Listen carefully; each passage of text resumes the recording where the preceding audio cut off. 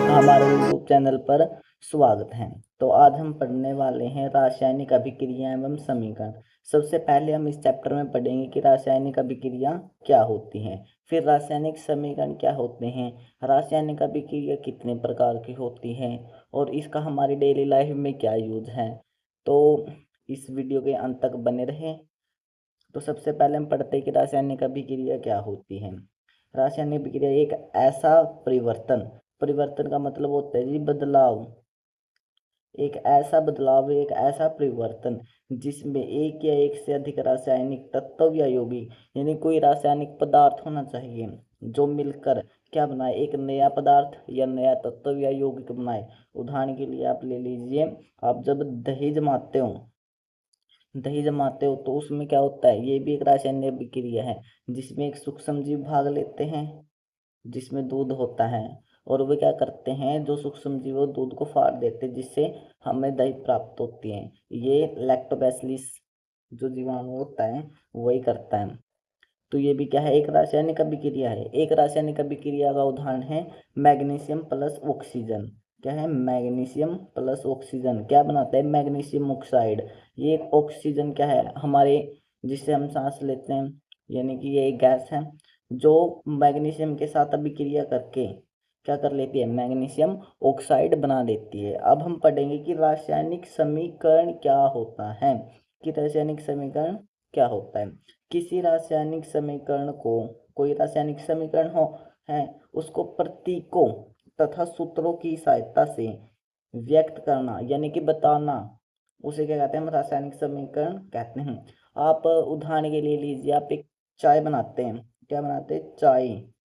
तो उस चाय के लिए आपको क्या क्या चाहिए, सबसे पहले तो आपको पानी चाहिए, फिर आपको चाय वाली पत्ती चाहिए, पत्ती चाय वाली, फिर आपको दूध चाहिए, चीनी चाहिए, तब जाके चाय बनती है। अब इसमें एरर का निशान लगा दिया है, मैंने कह दिया आपने ये तो बताया, देखिए ये चीज चाहिए, लेकिन अब इसको समीकरण के रूप में लिखो तो हम इसे लिखेंगे कि बस पहले पानी डाला, फिर पत्ती, फिर चीनी, ऐसे, और फिर एरर का निशान लगे, ऐसे चाय बनती है। तो इसे हमने क्या कर दिया, एक व्यक्त कर दिया कि भाई इस तरह से व्यक्त करना है। तो प्रतीक और सूत्रों की सहायता से क्या करना, व्यक्त करना रासायनिक समीकरण कहलाता है। समझ में आया, ठीक है।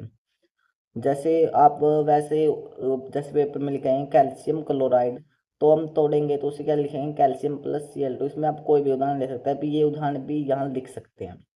अब हम पढ़ेंगे कि भाई रासायनिक समीकरण कितने प्रकार के होते हैं। सबसे पहले हम समीकरण पढ़ लेते हैं। रासायनिक समीकरण सिर्फ दो प्रकार के होते हैं। सबसे पहले आता है कंकाली समीकरण। क्या होता है, कंकाली समीकरण। ये असंतुलित समीकरण को कंकाली समीकरण कहते हैं। असंतुलित का मतलब होता है जो संतुलित ना हो। आपको एक बार मैं बात बता दूंगी, परमाणु H2O क्या है, जल है। ये H के नीचे दो क्या है, आपको दिमाग में आता होगा, ये H के नीचे 2 परमाणु संख्या है। ये परमाणु संख्या बराबर हो तो तभी समीकरण संतुलित होता है। तो असंतुलित रासायनिक समीकरण को कंकाली रासायनिक समीकरण कहते हैं। अब हम पढ़ते हैं कि वह संतुलित रासायनिक समीकरण क्या होता है। एक रासायनिक समीकरण जिसमें प्रत्येक तत्व की परमाणु संख्या अभिकारक और उत्पादों की ओर बराबर हो। अब आप सोचते होंगे कि भाई ये अभिकारक क्या है, ये उत्पाद क्या है, दिमाग में आता होगा। अब अभिकारक और उत्पाद, अब डरिए नहीं, हम सब बताएंगे। तो सबसे पहले आप देखिए कि ये हाइड्रोजन प्लस क्लोराइड या क्लोरीन, हाइड्रोजन प्लस क्लोरीन क्या बनाता है, हाइड्रोक्लोरिक अम्ल, एसिड। देखो जो अभिक्रिया में भाग लेते हैं, जो अभिक्रिया में भाग लेते हैं उन्हें हम कहते हैं अभिकारक। ये डेफिनेशन बना के आप लिख सकते हैं कि जो अभिक्रिया में भाग लेते हैं उन्हें हम अभिकारक कहते हैं। और जो अभिक्रिया के फलस्वरूप बनते हैं, यानी कि जो अभिक्रिया होने के बाद जो उत्पाद बनता है, जो नया पदार्थ बनता है उसे हम उत्पाद कहते हैं। समझ में आया। अब हम पढ़ेंगे किण्वन। ये थोड़ा है अलग सा टॉपिक। अब सबसे पढ़ेंगे हम कि सूक्ष्म जीवों या एंजाइमों की सहायता से जटिल कार्बनिक पदार्थों को, सबसे पहले आप पढ़ लीजिए कार्बनिक पदार्थ क्या होते हैं। कार्बनिक पदार्थ ये जो वे पदार्थ होते हैं जो हमें प्रकृति में सरल रूप से प्राप्त हो जाते हैं, उन्हें हम कार्बनिक पदार्थ कहते हैं। इफ जटिल का मतलब आपको पता है, जटिल मतलब कठोर, कठोर कार्बनिक पदार्थों को, सरल मतलब लिक्विड फॉर्म में या बिल्कुल मृदु कार्बनिक पदार्थों को ऑक्सीजन की अनुपस्थिति, यानी कि ऑक्सीजन नहीं होनी चाहिए, कि बेटा ऑक्सीजन होनी तो होनी नहीं चाहिए, में परिवर्तन करना किण्वन कहलाता है। उदाहरण आप ले लीजिए गुड़। गुड़ तो आपको पता है क्या होता है, शुगर। गुड़ जब आप एक बर्तन में लेकर उसे डब्बा में बंद करके आप उन्हें मिट्टी के अंदर रख दो, जब आप 2-3 दिन बाद निकालोगे तो पिघल का कठोर या लिक्विड फॉर्म में आ जाएगा, पानी की तरह हो जाएगा। तो उसमें क्या सूक्ष्म जीव है, जदेव पिघले हैं, और क्या हुआ है, ऑक्सीजन की अनुपस्थिति थी, मिट्टी के अंदर कितना ऑक्सीजन मिला है, तो अनुपस्थिति में परिवर्तन करना क्या कहलाता है, किण्वन कहलाता है। अब हम पढ़ेंगे श्वसन। श्वसन का मतलब होता है सांस लेना। जैसे हम सांस लेते हैं, हम इसे श्वसन ही कहते हैं। आप सांस लेते हो, इसे श्वसन ही कहा जाता है। तो कोशिका, शरीर की सबसे छोटी इकाई कौन होती है, कोशिका होती है। संरचनात्मक व क्रियात्मक इकाई को कोशिका कहते हैं। यह शरीर कह लो या कोशिका कह लो, वो ग्लूकोज का पूर्ण ऑक्सीकरण, ग्लूकोज का क्या है, पूर्ण ऑक्सीकरण, ग्लूकोज का पूर्ण ऑक्सीकरण श्वसन कहलाता है। ग्लूकोज का सूत्र होता है जी साइंस की भाषा में O6H12C6, या आप लिख सकते हैं C6H12O6 या O6H12C6 का पूर्ण ऑक्सीकरण। पूर्ण ऑक्सीजन मतलब ऑक्सीजन के साथ अभिक्रिया करा दो तो आपने क्या मिलेगा, कार्बन डाइऑक्साइड और जल मिलेगा, और साथ में ऊर्जा मिलेंगी। अगर आपने अभी लग चैनल को सब्सक्राइब नहीं किया तो प्लीज़ आपसे विनती है कि आप चैनल को सब्सक्राइब कर लें। Thank you. अब हम पढ़ेंगे कि अभिक्रियाओं के भाग, जो रासायनिक अभिक्रिया होती है कितने प्रकार की होती है। तो रासायनिक अभिक्रिया के प्रकार पढ़ेंगे जो हमारे सिलेबस में है, हम वहीं तक पढ़ेंगे। तो सबसे पहले हम पढ़ते हैं कि संयोजन अभिक्रिया किसे कहते हैं। संयोजन अभिक्रिया वे अभिक्रिया जिसमें दो या दो से अधिक अभिकारकों से केवल एक ही उत्पाद बने। यानी कि अभिकार को आप पता चल गया कि जो अभिक्रिया, जो रासायनिक अभिक्रिया में भाग लेते हैं, जो अभिकारक है कि दो या उससे अधिक हो, यानी कि कल आदमी कुछ नहीं कर सकता, तो कल आदमी लड़ाई कर लेंगे किसी के लिए, तेरा भाई एक हाथ है, एक हाथ कट गया तो एक हाथ के ताड़ी को ऊपर बजा लेंगे, यानी कि दो होने चाहिए, दो या उससे अधिक हो, तो अभिकारकों से केवल एक ही उत्पाद बने, और केवल एक के उत्पाद बना, उत्पाद मतलब एक ही बना, तो ना क्या कहोगे आप में, संयोजन अभिक्रिया। संयोग, अब संयोजन से ले लीजिए, संयोग, संयोजन शब्द बना है संयोग से। संयोग का अर्थ होता है जुड़ना, संयोग का अर्थ होता है जुड़ना, यानी कि जहां दो या दो से अधिक अभिकारक जुड़कर केवल क्या कर है, एक ही उत्पाद बना हुआ है, उन्हें क्या कहोगे यहाँ पे, संयोजन अभिक्रिया कहते हैं। उदाहरण ले लिया आप, कार्बन प्लस ऑक्सीजन क्या बनाते हैं, carbon dioxide. Carbon plus oxygen क्या बनाते हैं, कार्बन डाइऑक्साइड बनाते हैं। अब हम पढ़ेंगे वियोजन अभिक्रिया, कि वियोजन अभिक्रिया को हम अपघटन अभिक्रिया भी कहते हैं। वियोजन अभिक्रिया को हम अपघटन अभिक्रिया भी कहते हैं। ये वियोजन अभिक्रिया को संयोजन अभिक्रिया के विपरीत कहा जाता है। ये बात नोट कर लियो कि भाई संयोजन अभिक्रिया को वियोजन अभिक्रिया के विपरीत कहा जाता है। वे अभिक्रिया जिसमें केवल एक कल अभिकारक हो, आपने पढ़ा कि कार्बन प्लस ऑक्सीजन क्या बनाते हैं, CO2 बनाते हैं। H2 प्लस O2 क्या बनाते हैं, H2O बनाते हैं। समझ में आया। तो अब ध्यान से देखो कि क्या बनाते हैं, ये बनाते हैं। अगर मैं ये H2 इनमें में अभिकारक का रूप ले लूँ, किसका रूप में लेना, यूं, अब अभिकारक, ये भी उत्पाद है, अभिकारक है, और इसमें में विद्युत धारा, विद्युत धारा के जरिए ना मैं तोड़ दूं हाइड्रोजन प्लस ऑक्सीजन, तो ये क्या हो जाएंगी, वियोजन अभिक्रिया हो जाएंगी। कि वे अभिक्रिया जिसमें केवल एक कल अभिकारक दो या दो से अधिक उत्पाद बनाता हो। आप कैल्शियम क्लोराइड का ले लीजिए, calcium chlorine, calcium chloride, calcium plus chlorine. आप H2O का लीजिए, H2 प्लस, H2O को विद्युत धारा के जरिए तोड़ेंगे तो H2 प्लस O2। अब आपने सोचा कि भाई विद्युत धारा आगे चेक करें। अब आप बताओ, आप चाय बनाओ, वह नुगोड़ अंदर मिल जाए, उन्हें गर्म करेंगे जब होगा। तो उसी प्रकार ही यार भी अपना ना कुछ उत्प्रेरक चाहिए। तो अब हम पढ़ेंगे विस्थापन अभिक्रिया किसे कहते हैं। यह वह अभिक्रिया है जिसमें परमाणु या परमाणुओं का समूह है किसी अन्य परमाणु या परमाणु के समूह को विस्थापित कर देता है। कि परमाणु या परमाणुओं का समूह है किसी अन्य परमाणु या परमाणु का समूह है को क्या कर देता है, विस्थापित। विस्थापित का अर्थ ले लीजिए आप, विस्थापित का अर्थ होता है हटाना, यानी कि बदलना।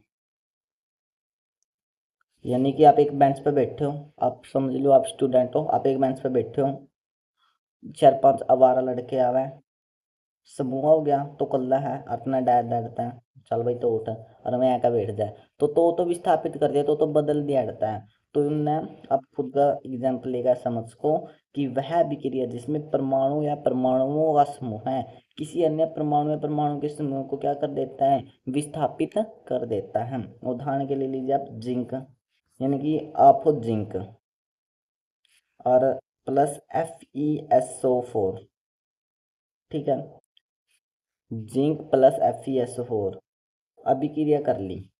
मैं बताता हूँ, आप एक समझ लो कि भाई यो आएगा, मास्टर आ गया, अपने स्कूल का टीचर आ गया था ना, या आप ले लो आपका कोई सीनियर आ गया, 12वीं 12th क्लास का सीनियर आ गया आपका, और तुम 4-5 लड़के बैठे हो और तन्ना कहोगा तो उठ तुम परला बेंच पे बैठ जाएगा। तो जावांगा, तना जाना पड़ा, तेरी मजबूरी है, तो क्या हो जाएगा, जिंक SO4 हो जाएगा और प्लस में Fe। तो ये क्या है, एक विस्थापन अभिक्रिया है। आई एम श्योर कि आप समझोगे। अब हम पढ़ेंगे कि द्विविस्थापन अभिक्रिया क्या होती है। हाँ, द्विविस्थापन अभिक्रिया क्या होती है, वे अभिक्रिया जिसमें अभिकारकों के बीच आयनों का आदान प्रदान हो। देखिए समझे, आयनों का आदान प्रदान होता है, आप समझिए, जैसे बेरिलियम क्लोराइड प्लस Na2SO4 अभिक्रिया करेंगे आप कर लीजिए बेरिलियम।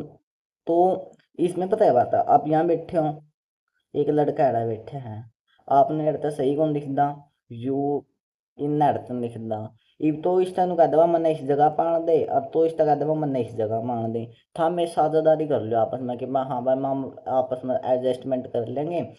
तो इस मेरा ही पैदा मैं तेरी जगह पै जाऊंगा, तो वही काम है कि यू बेरिलियम इस तरह कहूँगा कि बस तो मेरा ही जगह पैदा मैं तेरा ही पै जाऊंगा, मैं इस गला कंफर्टेबल नहीं हूँ। यानी कि यो जगह NaCl हो जाएगा क्योंकि ये ऐड आ जाएगा, और ये बेरिलियम सल्फेट ये यहाँ आ जाएगा। ये भी यहाँ 2 लगा दिया आपने क्योंकि यहाँ पर आपने संतुलित करना जरूरी था। ये बात आपने समझोगे कि संतुलित करना क्यों जरूरी है, क्योंकि द्रव्यमान संरक्षण का नियम, ये वो नियम क्या है भाई, वो नियम है कि भाई इन परमाणुओं को न तो उत्पन्न किया जा सकता है और ना ही नष्ट किया जा सकता है। वैसे आप बताओ समझ में आ रहा है या नहीं, समझ में आ रहा तो प्लीज वीडियो को लाइक जरूर कर देना। अब हम पढ़ेंगे कि बा ऊष्माक्षेपी अभिक्रिया किसे कहते हैं। वे अभिक्रिया जिसमें उत्पादों के साथ ऊष्मा भी उत्सर्जित हो, ऊष्मा अक्षेपी, आप नाम से पता, जिसमें ऊष्मा के साथ यानी अभिक्रिया के साथ ऊष्मा भी उत्सर्जित हो। मैंने आपको उदाहरण दिया था C2 प्लस O2 CO2, इसमें प्लस में ऊष्मा निकलेंगी, क्यों निकलेंगी, आप उदाहरण ले लीजिए उपले। उपले तो समझते हैं आप क्या होते हैं, उपले मतलब होते हैं गुस्से, सिंपल साधारण भाषा में। आप जब चूल्हे में उपले जलाते हो तो क्या एक कार्बन है, जो उपले होते हैं वो कार्बन है, आपने ना करनी दे उसमें तो धुआं निकलेगा, क्यों CO2 है, लेकिन आपने ना उष्मा भी तो इधर ही है, आपने ना गर्मी मिलेगा ना, तो वह क्या है उष्मा। उष्मा क्षेत्र में हमेशा उष्मा प्लस का निशान गला लगाएंगे अभी। अब उदाहरण ले लीजिए। अब हम पढ़ेंगे ऊष्माशोषीय अभिक्रिया कि ऊष्माशोषीय अभिक्रिया क्या होती है। वह अभिक्रिया जो ऊष्मा वह अभिक्रिया जो ऊष्मा अवशोषण के साथ संपन्न हो, या वह अभिक्रिया जिसमें ऊष्मा का अवशोषण हो, उसे ऊष्माशोषी यानी कि नाइट्रोजन ले लीजिए आप, N2 जमा O2 नाइट्रस ऑक्साइड NO। यहाँ माइनस में उष्मा लगेंगे क्योंकि यहाँ क्या हो रहा है, उष्मा का अवशोषण हो रहा है, तो क्या में ऋणात्मक, और वहाँ क्या था धनात्मक, यहाँ क्या था धनात्मक, और यहाँ क्या है ऋणात्मक। आई एम श्योर क्या आप समझ गए कि उष्माक्षेपी सबसे पहले पढ़िए आप उष्माक्षेपी जिसमें उष्मा उत्सर्जित हो अभिक्रिया के दौरान, उष्माशोषी जिसमें उष्मा का शोषण हो अभिक्रिया के दौरान। अब आते हैं उपचयन अभिक्रिया किसे कहते हैं। उपचयन बहुत इंपॉर्टेंट है। ऑक्सीकरण अभिक्रिया भी कहते हैं इसको, उपचयन अभिक्रिया को ऑक्सीकरण अभिक्रिया भी कहते हैं। वह अभिक्रिया जिसमें ऑक्सीजन का लाभ हो और हाइड्रोजन का नहीं।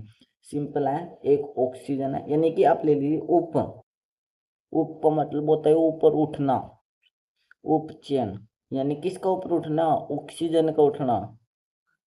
ऑक्सीकरण से आप बस ऑक्सीजन का, ऑक्सीजन से ऑक्सीकरण से आप समझने का ऑक्सीजन का लाभ और हाइड्रोजन की हानि।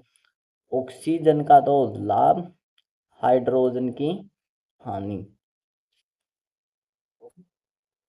अब अगर आपको वीडियो बढ़िया लग रहा है तो आप प्लीज लाइक जरूर कर देना। अब हम पढ़ेंगे अपचयन अभिक्रिया किसे कहते हैं। भाई अपचयन भी तो जरूरी है। अपचयन का मतलब आप नाम से समझ लें कि अपचयन है नाम इसका, क्या है अपचयन। अपचयन का घट है हप, हप हप का मतलब होता है हटना। किसका हटना, अरे ज्यादातर क्या है रहा, तो है ज्यादा रहा तो कौन हटागा, ऑक्सीजन हटागा, तो ऑक्सीजन का हटना। ऑक्सीजन का हटना क्या कहलाता है, जिसमें के वो अपचयन उपचयन के विपरीत है, जिसमें वह अभिक्रिया जिसके दौरान ऑक्सीजन की तो हानि हो और उसमें हाइड्रोजन का लाभ हो। ऑक्सीजन की तो हानि और हाइड्रोजन का लाभ क्या कहलाता है, अपचयन। शायद आप समझ गए। अब आप समझो कि आपने बहुत सी अभिक्रिया पढ़ी होगी 9th में 8th में, कि सर जी उसमें तो अपचयन और उपचयन दोनों होता है। जिसमें ये दोनों रहे हो अपचयन भी और उपचयन भी, उसे उपपचय या रेडॉक्स अभिक्रिया कहते हैं। वे अभिक्रिया जिसमें ऑक्सीकरण एवं अपचयन अभिक्रिया साथ साथ होता है, जिसमें उपचयन और ऑक्सीकरण साथ साथ होता है। उदाहरण के लिए जिंक ऑक्साइड प्लस कार्बन। ठीक है, अब उत्पाद पे आ जाओ आप, जिंक बन गया। ये देखो आप एक साइड देखो कि भाई इस साइड तो बस जिंक टाइयू ऑक्सीजन अलग हो रहा है, तो अड़ा क्या हो रहा है, अपचयन हो रहा है किसका, जिंक ऑक्साइड का। फिर आप यह देखो कि भाई हाँ कार्बन के साथ ऑक्सीजन भी जुड़ रहा है, तो ये क्या ऑक्सीजन इसमें दोनों हो रहा, तो इसे हम क्या कहेंगे रेडॉक्स अभिक्रिया या उपपचय अभिक्रिया। आपको मैक्सिमम रेडॉक्स अभिक्रिया ही सुनने को मिलेगा, क्योंकि उपपचय हिंदी में, रेडॉक्स उसमें इंग्लिश में, इसे देवनागरी लिपि में जो कि तो लिख दिया जाता है। अब हम पढ़ेंगे कि आपने ना अभिक्रियाएं पढ़ ली हैं। अब एक पढ़ोगा आपने ना भाई धातु का है, जो आपने देखोगा लोहा, लोहा लोहा के ऊपर जंग लग जाए, क्यों लग गया भाई हो? और तांबा के ऊपर हरा रंग की परत चढ़ जाए, तो देखो उनका जो संक्षारण है नहीं, उनका धातु या धात्विक पदार्थों का ऑक्सीकरण होने पर, ऑक्सीकरण क्या है मैंने देखूं, ऑक्सीकरण का मतलब उपचयन। उपचयन किसका ऊपर उठना, ऑक्सीजन का, जिसमें ऑक्सीजन का तो लाभ और हाइड्रोजन की हानि हो, तो पर्यावरण प्रभाव के कारण के बाद कमजोर हो जाती है संक्षारण। अब आपने एक लोहा के बाद उसका जर लग जाएगा, बोधी हो जाएंगी, तो उसे ना पे संक्षारण कमा, लोहे को जंग लगना क्या कहूंगे आप में, इसका संक्षारण का उदाहरण है। तांबे की तार को ऊपर हरे रंग की परत चढ़ना, उदाहरण के लिए तांबे की तार के ऊपर पर चढ़ना। चांदी के ऊपर काले रंग की, आप चांदी के देखो तो उसके ऊपर काले रंग की पर चढ़ जाए, वो यही कारण है। अब हम पढ़ते हैं विकृत गंधिता। विकृत का अर्थ समझ लो, कुछ ना समझो। विकृत का मतलब होता है बेकार। गंधिता का मतलब होता है खुशबू या गंध की वसा युक्त और तेलिया पदार्थ। तेलिया पदार्थ या सामग्री। जब आप लंबे समय तक उन्हें दस दिया, हम आप चिप्स का पैकेट ले आए, आपने खोल कर दर दिया तो सील नहीं जाता, आप खा लेंगे ना। क्यों हो जाए? वो क्यों हो जाए? ऑक्सीजन के कारण उसका स्वाद में परिवर्तन हो जाए, खाने का टेस्ट ही बिगड़ जाए भाई उसका। तो यही कारण है कि जो वसा युक्त, वसा का मतलब होता है तेलिया युक्त या घी या चिकने पदार्थ, ठीक है, जो ये आप कहते हैं तली हुई चीज होती है वही। तो सामग्री जब लंबे समय तक रखी जाती है तो ऑक्सीकरण के कारण उसके स्वाद में क्या हो जाता है? परिवर्तन हो जाता है। सिंपल सी बात है। अब हम पढ़ते हैं अवक्षेपी अभिक्रिया। ये अभिक्रिया रह चुकी थी। अब अवक्षेपी अभिक्रिया वे रासायनिक अभिक्रिया जिसमें अवक्षेप बनता है।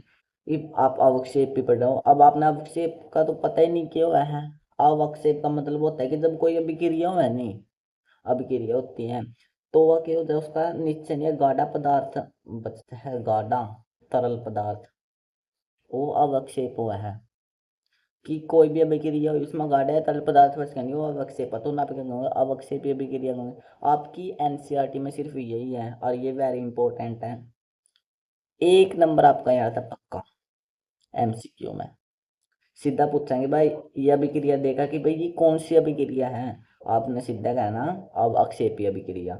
अव अक्षेपण, अव अक्षेपी या अवक्षेप अभिक्रिया, इन के नाम है। तो अब N2 यानी कि सोडियम सल्फेट बेरिलियम क्लोराइड, यहाँ आयनों का दान प्रदान हो रहा है। तो आप लोग ये बात जानते हो कि इन्हें द्वितीय विस्थापन अभिक्रिया क्यों नहीं कहते? क्योंकि इसमें तरल पदार्थ बच रहा है। तो आप ये ना पे प्रमुखता अवक्षेपी अभिक्रिया ना देवांगे। हो तो रहा है आयनों का आदान प्रदान, ये द्वितीय विस्थापन अभिक्रिया भी है। आप द्वितीय विस्थापन अभिक्रिया में लिख सकते हो यो ये एग्जाम्पल, लेकिन अब अक्षेपी में ही आएगा मैक्सिमम। अब आता है प्रतिओक्सीकारक, एंटीऑक्सीडेंट, वे पदार्थ जो ऑक्सीकरण क्रिया की दर को कम कर देते हैं। ये हमने बताया है, कोई दवाई लिया हुआ है जो ऑक्सीकरण क्रिया ना क्या करता है? कम करता है। ऑक्सीकरण क्रिया मतलब कि ऑक्सीजन की दर ना कम करता है। इतना दवाई दे दी ऑक्सीजन की, इतना सांस से नहीं आवागा। तो क्योंकि ऑक्सीजन कम होगी या तो उसकी दर में कम करता है कि वे पदार्थ जो ऑक्सीकरण क्रिया को क्या कर देते हैं? कम कर देते हैं। थैंक यू, आज के लिए सिर्फ इतना ही इस लेक्चर में। तो बाकी के जो क्वेश्चन है वो अगली वीडियो में देखेंगे। अगर आपने चैनल को अभी तक सब्सक्राइब नहीं किया तो प्लीज़ सब्सक्राइब जरूर कर दें। अगर वीडियो बढ़िया लगी हो तो कमेंट में ज़रूर लिखें, क्योंकि ये मेरी पहली वीडियो थी। Thank you.